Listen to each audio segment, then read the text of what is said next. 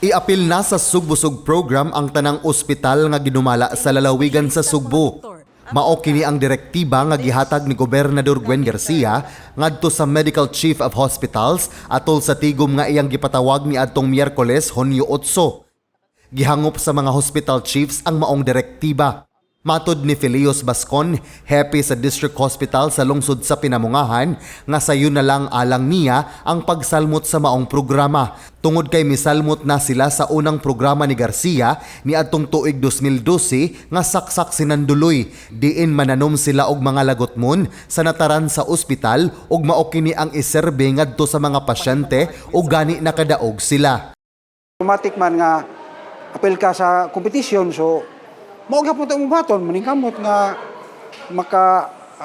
tingali maka-compete. Ako nang i-introduce na pod og balik kanang ingon ana nga program, so dako pa man tag lugar sa ospital nga katamnan, so mananom ta og unsay gikinahanglan. Gawas ni Ana, gimanduan usab sila ni Garcia nga atimanon ang hitsura og kalimpyo sa mga ospital, ilabi na ang pagtangtang sa mga sagbot, tarps ug mga wires nga nagbabag sa koral o atubangan nga bahin sa ospital. Uli ninyo karon, barog mo atubangan sa inyong ospital. Tanawa, unsay maayo, unsay bati, ug unsay pwede ma-improve. Tubangan usa, barog mo sa tubangan. Kay hinumdumi mo na ako makitaan. Pirmi nig-agi nako sa National Road. Mo na ako makitaan. But I'm giving you pilay time inyong pangayoon, kay after that musud ko sa ospital.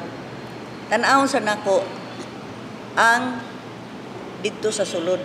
Gikatakda nga molibot ang gobernador sa 12 ka district hospital ug 4 ka provincial hospital sa buwan sa Setyembre. John Fredson Granada, Balita sa Sugbo.